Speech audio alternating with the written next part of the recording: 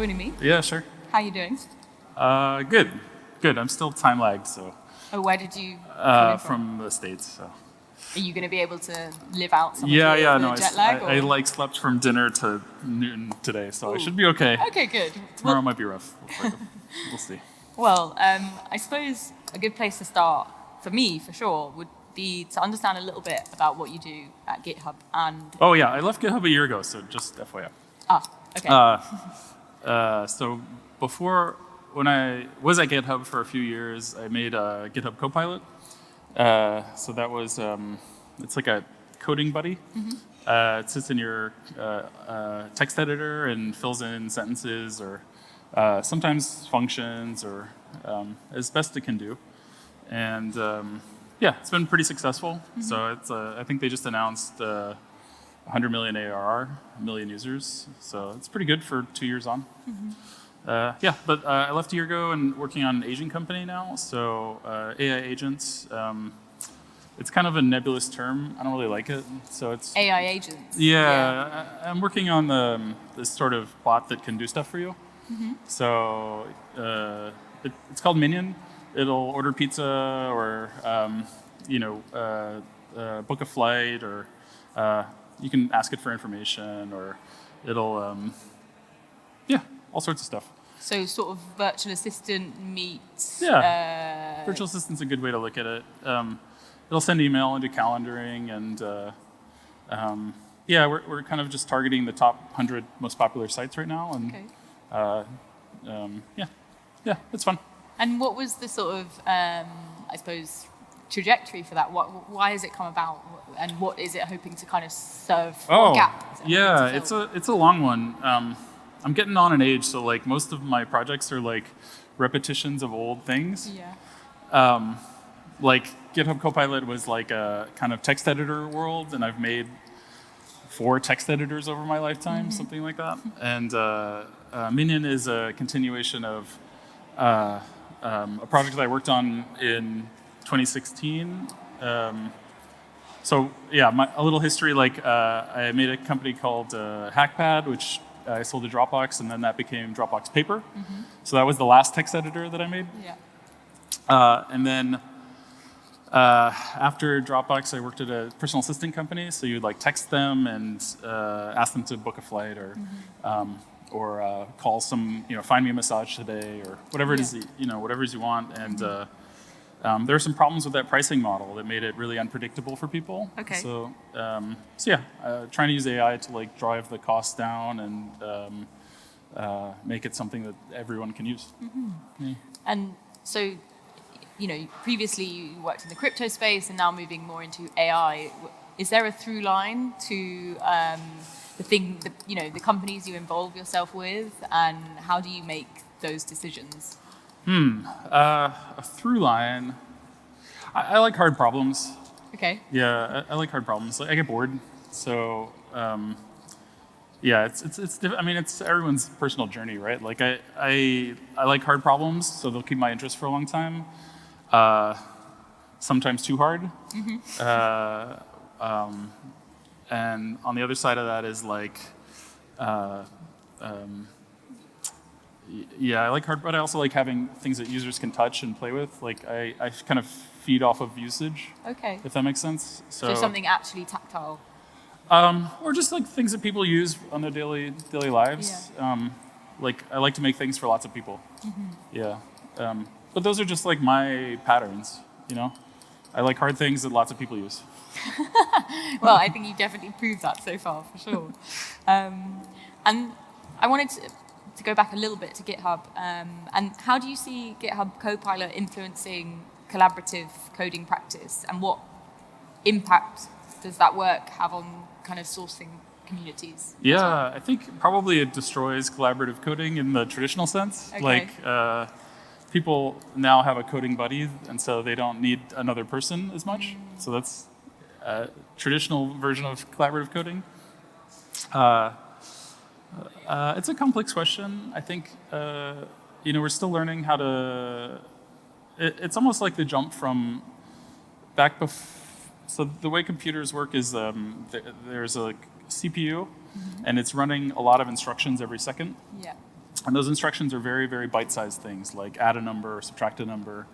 And so what we do is we build up that complexity into assembly language, which gets compiled down to the raw thing that the CPU executes. We build programming languages on top of that get compiled down to assembly language, which then get compiled down to the actual stuff that runs on the CPU. And then now we've got this AI that helps you write the programming language that gets compiled down. And so each one of these phases were kind of like, each one of those layers is kind of a world shift, right? Like originally when there were no assembly languages, you just had the people that understood everything. And those are the people that did the punch cards. Because that's what a punch card was. Essentially it was a little add or a subtract or something along those lines. And you have these big boxes of punch cards and people reviewing them manually. And turns out that's a huge waste of resources. If you have an assembler that can take something slightly higher level and compile it down. And so now, and one way to look at that is like, you're taking this collective knowledge, which is how to take kind of higher level concepts and express them easily in a way that the computer can understand. And so I kind of see AI as another layer on that. So there's all this collective knowledge on GitHub about how to, I don't know, let's say sort a list of numbers, right? And so now instead of thinking in detail about the implementation of how to sort a list of numbers, you can just say sorts a list of numbers, and the AI will say, okay, you probably want this one. And so that's kind of another layer of abstraction. So I think we don't know what that entails yet. No. There's some interesting aspects to it. One is there's kind of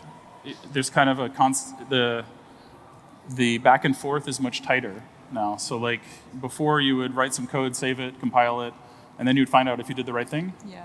And now it's much more like I type a few characters, I get some code, the IDE checks if that code is correct, and then that's kind of my feedback loop in a way. Does that make things more efficient? Does that make things? Is there a time-saving element there, or is it just? Yeah, I think so. There's some crazy stats like a third or a half of people's code is now written by Copilot. Wow. Which is a lot. Yeah, more than I think anyone expected. It fits your criteria, though. Yeah. So it's valuable in that sense, and I think it saves time. There's like open-ended questions about like, okay, well, do people understand the code that's being written? Do they need to understand the code that's being written? What does maintenance look like? All these kinds of questions that we'll find out in time. Yeah. But it's like usually what you do is you break the current metaphor and then you pick up the pieces. So that's kind of what it does. Are you finding, I think we've spoken a lot over the last couple of days on the threat of AI and the positives of AI, certainly. If, we kind of pitch artificial intelligence against collective intelligence, where do you sort of sit on that tension? Yeah, I don't know. I think it's important to respect people's fears, right? Like, those are valid. I personally am not afraid of AI. Like a lot of people that are practitioners, like the details really matter. The more, in fact, like the more you get into it, the more the details matter, in a sense. So it's hard to pull out from that and be like, okay, well, it's something to worry about, because you're constantly fiddling with stuff. It's like it doesn't work, and so the idea that it would just take over the world is like such a leap. So I'm in that. That's how my brain works. But as far as collective knowledge is an interesting question, right? Like, if you say like AIs will be better than humans at everything, that is uncertain. I would say that being as good as the best human at something certainly possible. And so that's, to me, also that sort of bounds the fear, because it's sort of like if you have a really smart friend that is really good with finances, and you call them up and you ask them about buying a stock, and they tell you the smartest thing, and maybe you don't understand it, but you kind of trust that they are a smart human, right? I think AI kind of fills in that same role. It's not that I need to be afraid of my smart friend, even if I don't understand what he's telling me. But when people worry that if it gets past human intelligence or the complexity gets high enough where no one can understand. I'm less worried about that because I don't know how you get it past the way these things work is right. Like you have a test, which is like what should I do in this situation? Who's the last king of France, right? You have a test. You ask the AI for the answer. You then check the answer, and if the answer is correct, you know the AI is doing a good job. And if it's not, then you figure it out. How to improve it, right? But when you get past the ability to ask questions that you can check, I don't know what happens.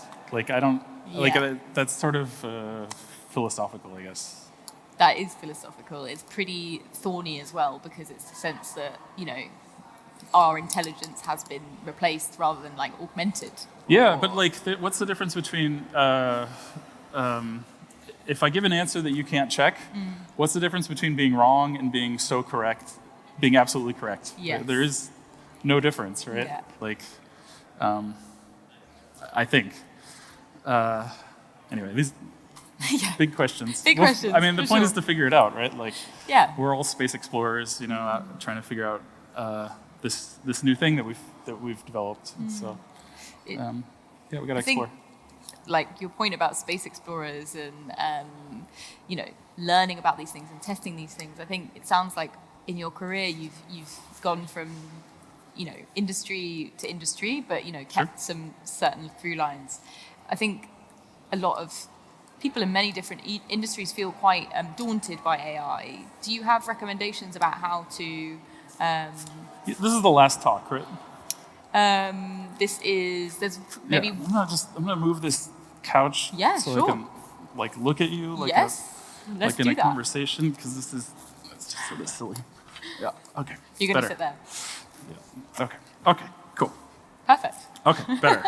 Also, we have 7 minutes left, so good. Okay. Good. Yeah. Sorry, I missed your last question. No, I was saying that you have moved within industries, and I wondered what recommendations you have to people who maybe want to get up to speed with AI in a safe way, maybe experiment with their own disciplines. How do you take that on? Oh, yeah. I mean, it's pretty easy. You can go play with ChatGPT and ask questions. The more, I think, again, it's worth looking at it from a testability perspective. So it's what do you feel like you know well? An industry? Yeah, or sure. Subject? Subjects? I know a fair bit about cooking. Cooking? Yeah. Cool. Yeah, so the best way to learn about AI is then to go ask it for a recipe or ask it to change a recipe or say maybe I have these ingredients, what can I do? Oh, I don't really like that kind of recipe, I want this other kind of recipe.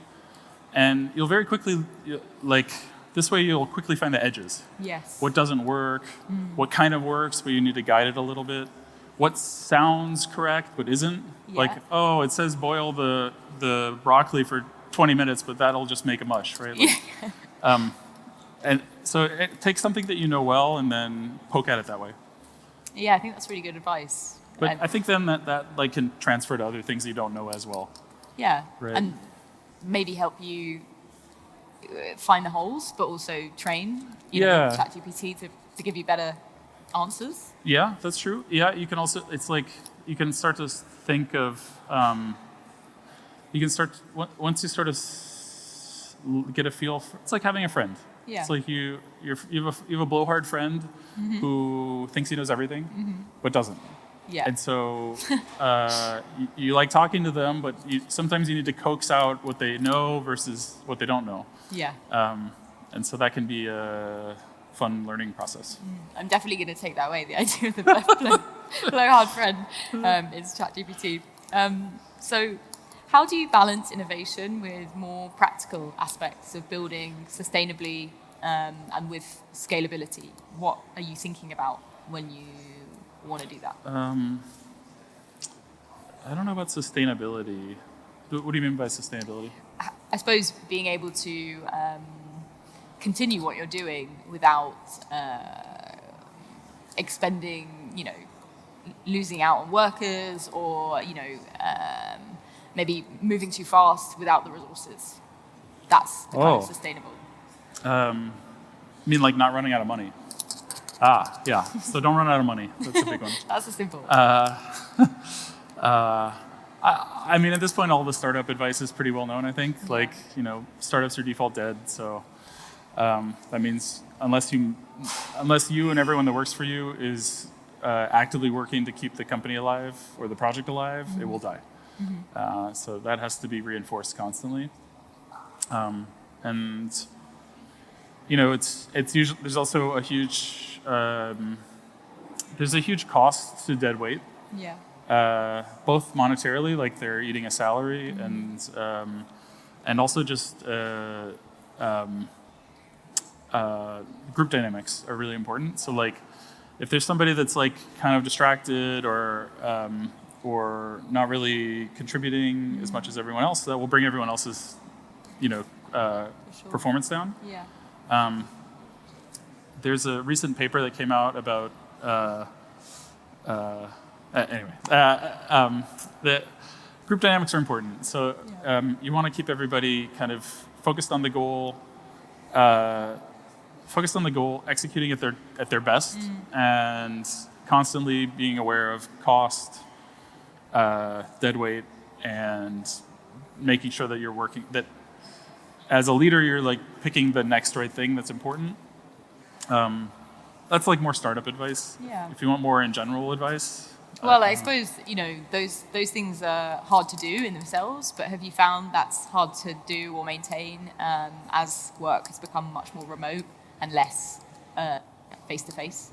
It's different. I mean, everything's always different. Like, this is my second startup. I have a running list of all the mistakes I made in my first startup that I'm making again in my second startup. Oh, so you've actually noted those down? Yeah. And just seeing yourself go through those? It's a whole list of stuff. Yeah. Stuff that I like.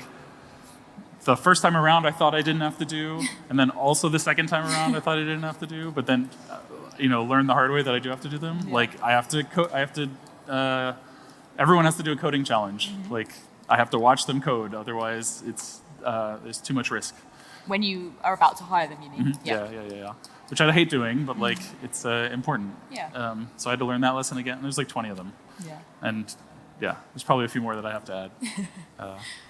But I don't know. I think if you're a founder or trying to be on the edge of what is possible, like the innovation front, let's say, you're kind of like dancing, right? Like you just have to keep your balance and not fall over, and then adjust. Another great image to take away. I love this. So we haven't got long left, and I wanted to ask you, based on your kind of two criteria you mentioned, which is, adoption by a lot of users and hard problems, like what's next? Oh yeah, I think people are ready for AI that does stuff for you. Yeah. Instead of answering questions or beyond answering questions. And that world is pretty unknown. If everybody had a smart personal assistant that they could outsource the menial tasks of life to, like what does that look like? Does that mean you get to spend more time doing what you're really good at? Does that mean that you have more time to improve the things you're really bad at? Yeah, or take rest or whatever. Is it? I don't know. I think it's, I think the goal of technology is to create like agency in people. Yeah. And so AIs that can operate on your behalf and do the right thing reliably, I think will create a lot of agency. Yeah. So what people do with it is not my problem. If there was a menial task that you could outsource to AI, what would it be? Oh. Something you really hate. something menial. Yeah, I really need to go shopping and get some more clothes. Like, Okay. like I'm out of socks. And, So they would look at all of your socks and then just buy them for you. Yeah, yeah. No, Minion's pretty good at buying socks. I can say just go buy socks, and it'll go on Amazon and search for some socks, and it knows that I'm a man and that I like black things, black colored things, and so it'll suggest, how about these socks, and I'll say yes, and then it'll go buy them. So Okay. it's pretty good.